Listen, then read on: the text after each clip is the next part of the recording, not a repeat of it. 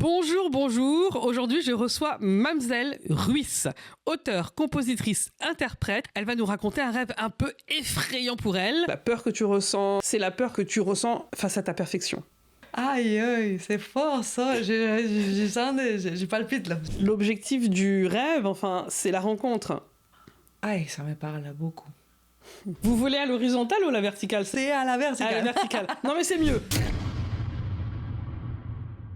Je reçois aujourd'hui Mamselle Ruiz, auteure, compositrice, interprète. Elle est canado-mexicaine et elle habite à Montréal.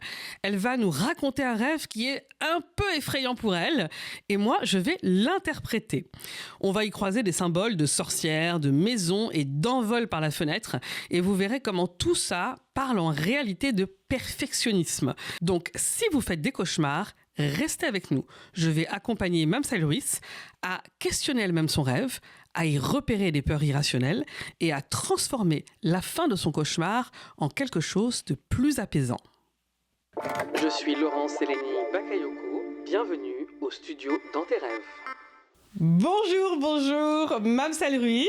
Bonjour Laurence. Bienvenue dans tes rêves. C'est quelque chose. Alors, je te reçois. Tu es coach vocal, artiste avant tout chanteuse, et tu es ma coach vocale aussi. Oui, I love it. Moi aussi, j'adore, parce qu'en plus, tu as une approche vraiment différente, où ton objectif, c'est de trouver la voix véritable. Exactement.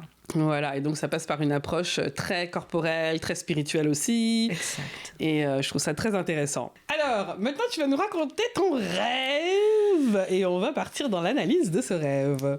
Ok, d'accord, je vais le lire. Ça fait quand même un petit bout que ce rêve est venu. Mm-hmm. Et donc, quand je cherchais dans mon cahier des rêves, j'avoue que j'étais surprise de lire cela. Mm-hmm. Donc voilà, on a choisi ce rêve des sorcières. Écrit un 18 décembre. De quelle année? Je ne sais plus. Ah, ok. Parce qu'il est dans mon cahier des rêves qui ça fait longtemps que j'ai. Donc, il dit comme ça. Je suis là dans une espèce de maison. Il y a un groupe de personnes qui veulent ma peau parce que j'étais une sorcière blanche.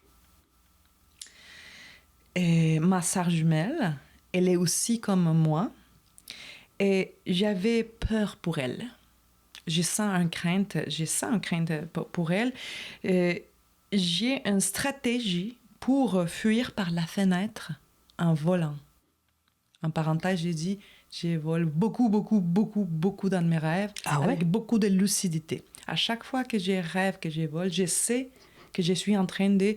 Puis j'améliore la hauteur, le rythme, mais... Je suis en train de peaufiner. J'ai pas de vol dans les rêves. Voilà, je peaufine, mais pas encore une professionnelle. Ça va venir.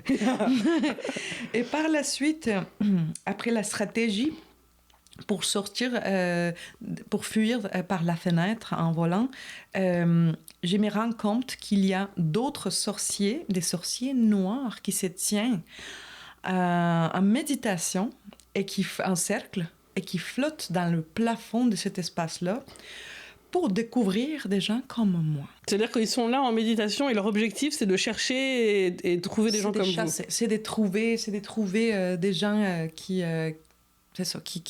occupent ces énergies subtiles pour le bien. Ok. Alors, je me suis réveillée vraiment comme... Ok, what?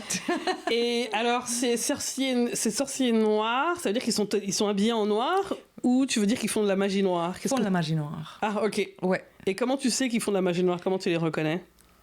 Tu sais, dans les rêves, on le sait. Oui, exact. C'est juste le sait. On ne pourrait pas nommer des concepts concrets ou clairs, logiques. On le sait, puis c'est dangereux. La vibration est dangereuse. Et nous, on fuit, on cherche la fuite. Ouais. Et est-ce qu'ils sont habillés en noir ou... Oui, ils sont habillés en noir. Ok. Exact. Et toi, t'es habillée comment avec ta sœur jumelle?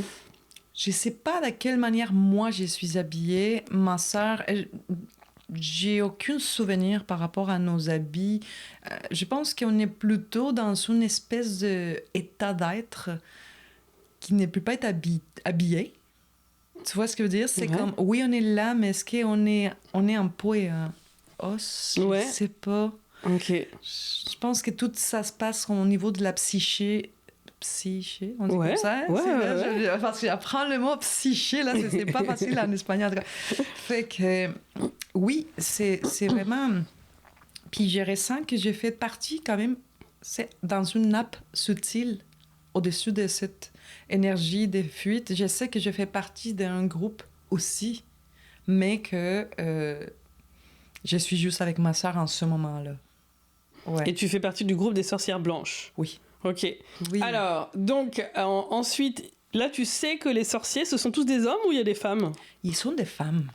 Ok. Ils sont des femmes, ouais. Ah, ce sont que des femmes alors? Ce sont que des femmes. Ok, donc les sorcières veulent vous tuer, c'est ça? Oui, exact.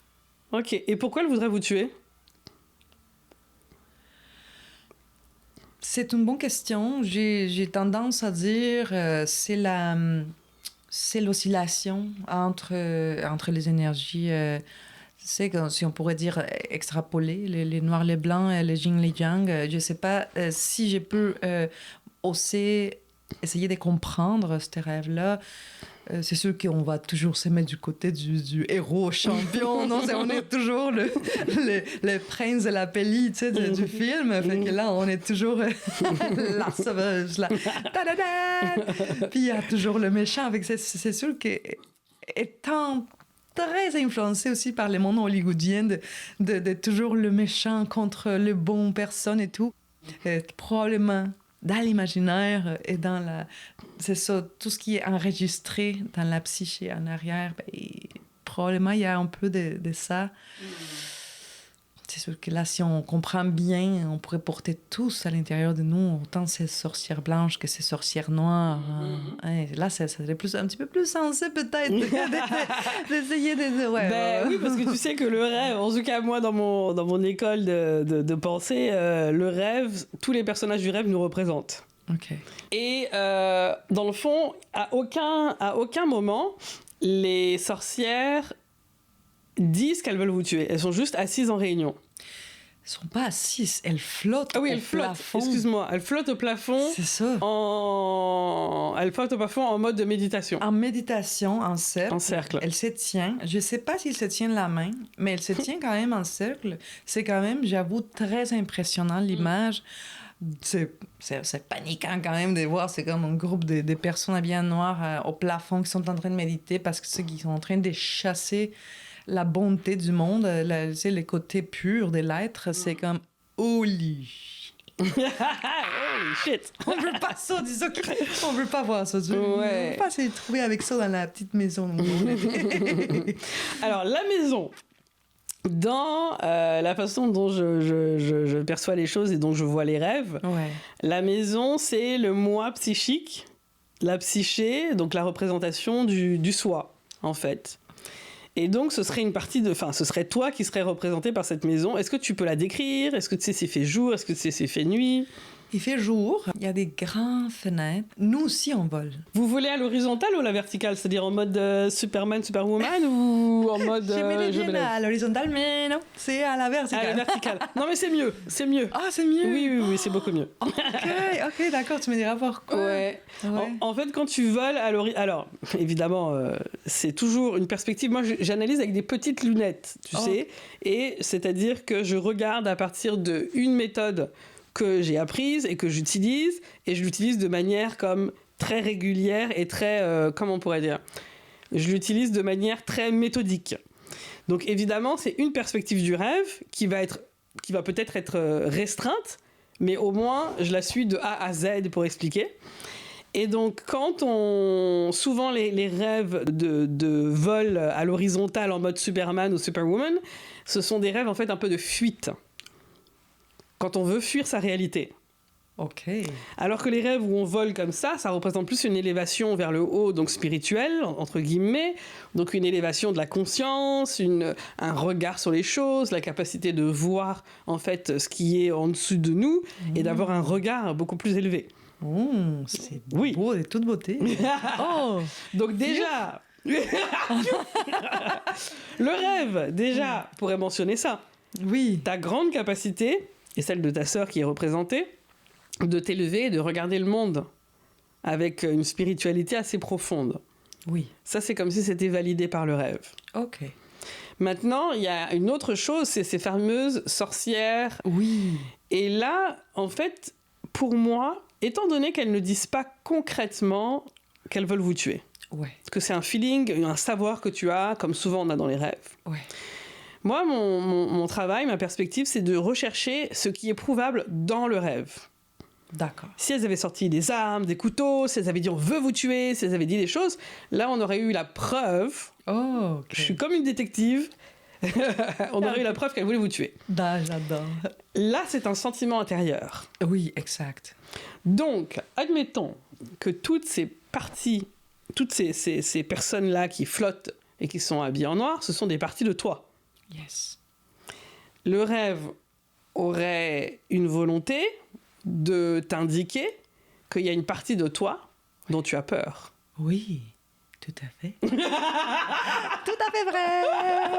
Tout à fait vrai. Il y a quelque chose qui est sous le plafond, donc on est quand même quelque chose de très intellectuel, peut-être parfois un peu trop intellectuel et pas assez terre à terre, parce que le plafond c'est vraiment comme le top de la maison. Ouais. Mais l'objectif ici, plutôt que de fuir par la fenêtre, serait d'aller leur demander mais qu'est-ce que vous voulez?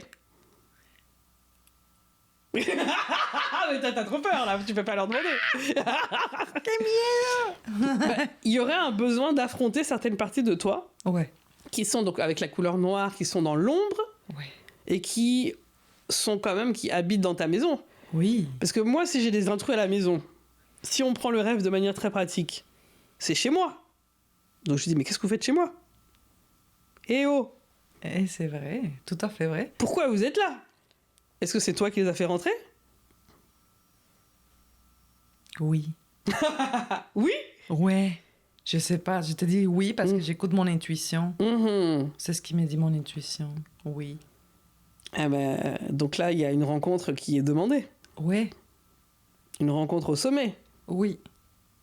Exact. Quels seraient les... Est-ce que tu sais combien il y a de personnes dans les sorcières? 7. 7. Oui. Le chiffre de la perfection. Oh. Oui. Oh. Oh my God. Là, je comprends de quoi. Ah, tiens. Ça te parle.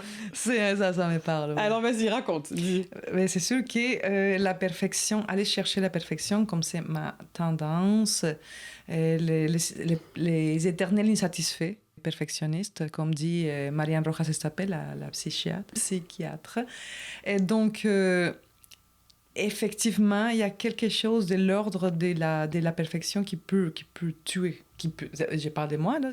Dans le sens qu'il peut tuer des projets, qui peut tuer l'inspiration, qui peut tuer les envies des autres autour de moi, de continuer à travailler avec moi parce que c'est trop, tout le temps, trop et trop, puis tout est liché, tout est parfait, tout est...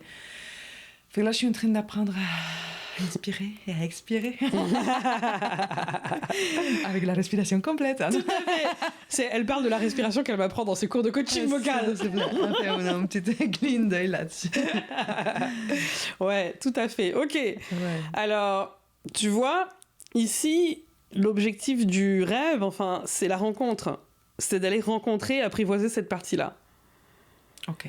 Et ce serait donc, avec le fait que c'est en noir, ce serait donc parce que on rentre dans les clichés un peu... tu sais, les symboles, c'est des clichés, mais c'est aussi des archétypes.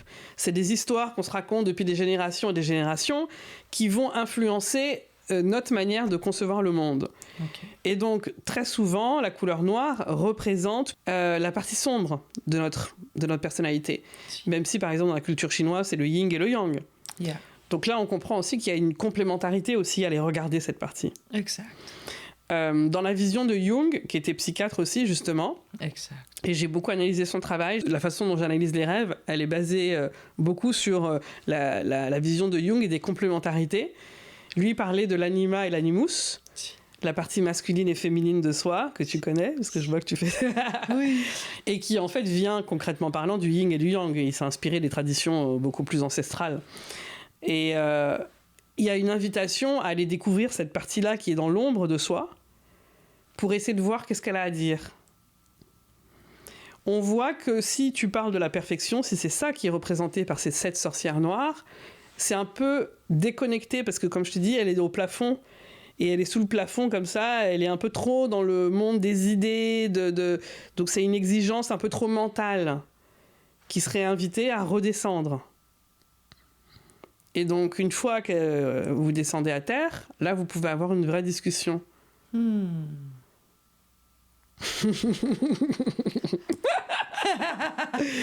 Donc, voilà.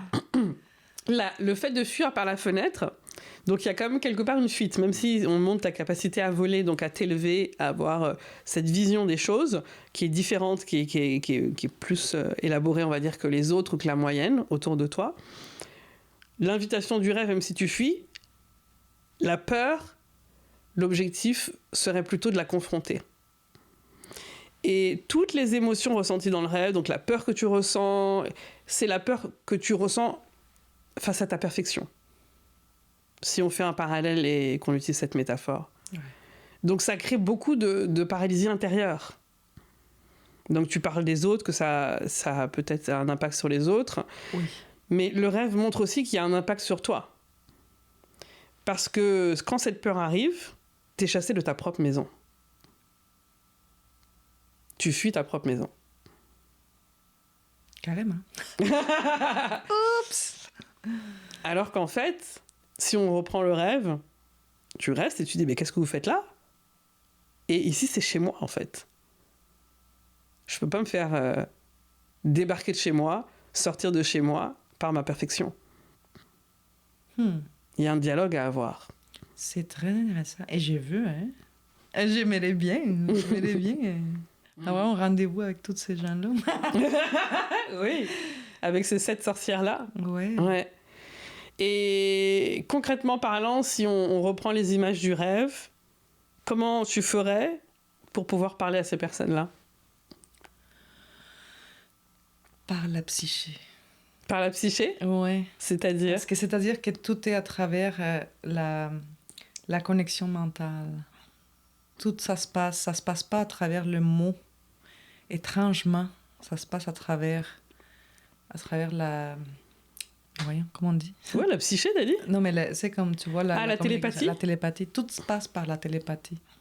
Mais est-ce que tu penses, parce que là, je vais un peu aller à l'encontre de ce que tu dis, si je me base sur le rêve ou mon interprétation, est-ce que tu penses que dans la psyché et dans le psychique, il peut y avoir une... comment dire? En fait, la psyché est tellement grande qu'on n'a plus forcément les pieds sur terre et qu'on peut aller dans justement les peurs, les angoisses, etc. Parce que pour moi, dans ce que je vois, évidemment, et je le précise encore une fois, ma vision est très restreinte. Je regarde à partir de petites lunettes ton rêve, c'est la méthode que j'applique. Pour moi, dans l'invitation du rêve, c'est faire redescendre ces 7-là et les rencontrer à terre. Okay. Parce que tu maîtrises déjà l'élévation de manière très positive pour toi, qui a la capacité d'élévation, qui a cette capacité-là de vraiment aller rechercher profondément dans la spiritualité, dans la conscience, ce qui lui apporte et ce qu'il peut apporter aux autres. Mais l'autre côté est un peu déconnecté et aurait besoin d'être sur Terre. Et la perfection, elle devrait comme être rabaissée sur Terre. Quand je dis rabaissée, excuse-moi, c'est pas le bon terme. La perfection devrait être ramenée sur les faits, sur le sol. Il y a quelque chose qui descend maintenant que tu me partages cela. Il y a Mario Savan, j'étudie en ce moment la Kabbale. Je ne suis pas religieuse, mais j'adore la théologie, puis tous les courants philosophiques, etc. Et donc, il parle de faire descendre... il ne s'agit pas juste d'aller chercher la lumière, mais il s'agit de la faire descendre. C'est exactement ce que tu es en train de me partager dans ton analyse. Et donc, ça me parle. Peut-être que tu veux me confronter avec le fait que ça serait peut-être idéal que je puisse parler directement avec elle à la place de faire juste la télépathie. Ouais. Ramener dans le concret. Gloup, ok. Ouais. Ok. Parce que c'est comme si, encore une fois, la partie qui est bien maîtrisée, donc le pouvoir, l'initiation, la conscience, etc. Mais la partie où il y a toutes les angoisses, la perfection, elle est montée en hauteur sous le toit, et en fait, elle n'est pas maîtrisée. Elle crée beaucoup d'angoisse. Oui. Et c'est comme si pour la maîtriser, le reste disait, on redescend, on se met les pieds à terre, et là, on a une discussion, en fait, dans le fond. Hey, je me dis tellement. C'est quoi la méthode? Comment on fait celle-là? As-tu une manière? Est-ce que tu connais une manière? Moi, la manière dont je fais quand j'ai un rêve où, justement, j'ai des angoisses, je fuis, etc., c'est que je reprends les images du rêve et je rechange le scénario. Okay. Donc, je me mets en état méditatif ou auto-hypnotique, tout simplement. Et je reprends toutes les images du rêve. Et le moment où je dis « Oh, je sais qu'ils veulent me tuer » ou peu importe, là, je me dis « Mais attends, il n'y a pas de preuve. Il n'y a aucune preuve. C'est une projection que je fais. Je suis chez moi. » Donc, par exemple, moi, j'en ai repris ton rêve. Je suis chez moi. Visiblement, ils sont là. Donc, j'ai ouvert la porte. Donc, je vais m'asseoir avec elle ou parler avec elle. Et je vais entamer un dialogue. Et on revoit en fait toutes les images du rêve, puisque c'est ta psyché elle-même qui a créé ces images. Ça signifie que ce sont des images qui sont significatives pour toi. Ça représente tout ton univers. Moi, je ne le connais pas, ton univers. Je connais un peu, évidemment, parce que voilà, tu me fais du coaching vocal et je sais un peu ce que tu aimes et comment tu transmets ton art. Mais toutes les images ont été choisies spécifiquement par toi. Alors, ce sont ces images-là que moi, je t'invite à reprendre et à refaire un scénario qui te convient avec ces images-là. OK. Pour enlever la peur et entamer le dialogue. Ah, ça me parle beaucoup. Merci.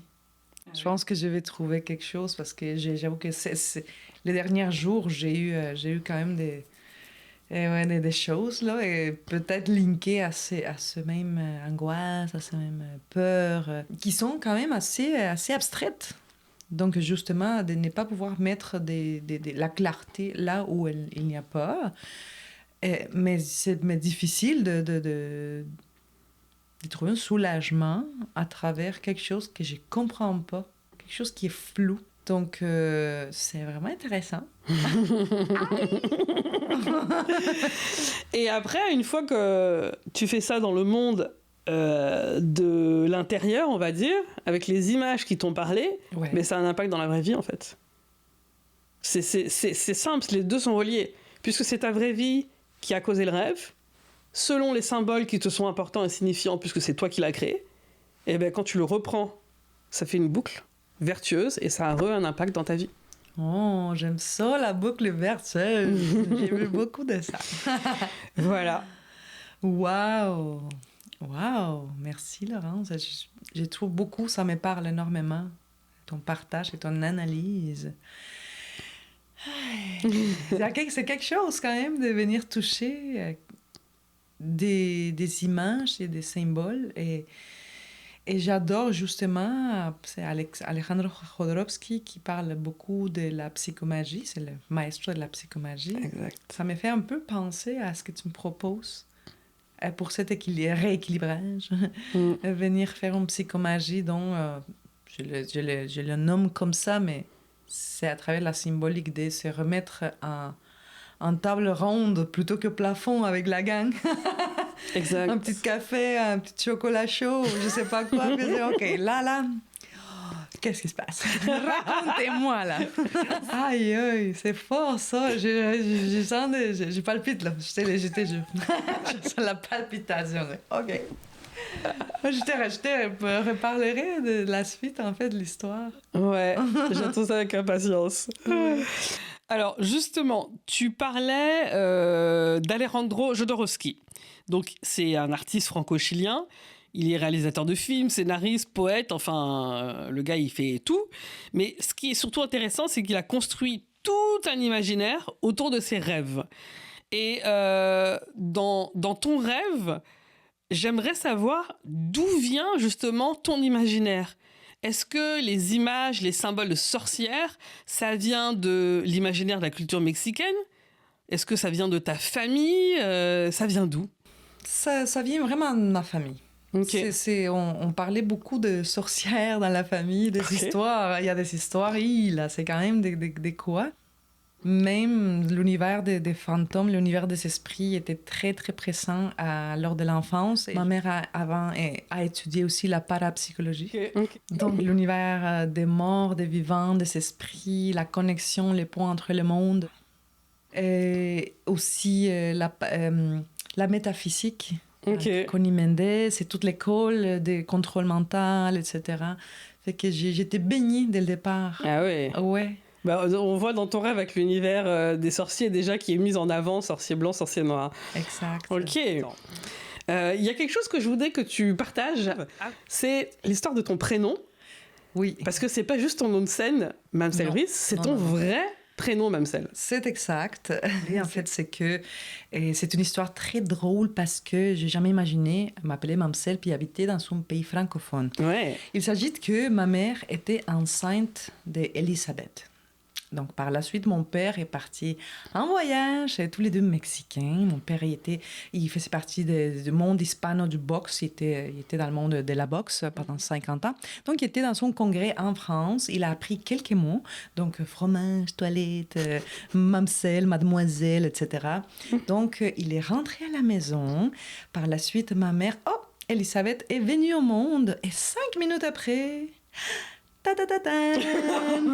j'ai sorti au monde. Belle surprise. C'est sûr que ça a été quand même quelque chose à avaler. Écoutez, ma mère, imagine-toi, t'attends un bébé et t'as un deuxième. Par la suite, en attendant de trouver un nom pour la deuxième bébé, mon père a commencé à dire « Donne-moi Mamselle, change la couche en Mamselle. » Et donc, il a écrit ça M-A-M-S-E-L-L-E. Donc, tout le monde me disait Mamselle. Donc, c'est devenu par défaut mon nom parce qu'au moment où il voulait me nommer Maria José, c'était plus possible. Les gens, ils me disaient, non, mais Mamselle. Alors, c'est par défaut, ça a donné que je m'appelle Mamselle et que j'habite au Québec. Mais ça, c'est fou. C'est-à-dire que toi, tu es au Mexique, tu parles espagnol. Ouais. Juste parce que ton père a fait un voyage en France, il a quelques petits mots comme ça, c'est ce mot-là qui sort quand il te voit. Exact. C'est vraiment l'intuition là qui sort. Et après, tu te retrouves à arriver au Québec dans un pays francophone. Exactement. Bah, je trouve ça génial comme histoire. C'est quand même génial. C'est fou. Donc, si vous voulez rejoindre Mamselle Ruiz, vous pouvez la rejoindre donc, sur tout ce qu'on a mentionné. Et puis, retrouver votre voix authentique et peut-être aussi un peu de magie. Exactement. Merci, Mamselle. Gracias, Laurence.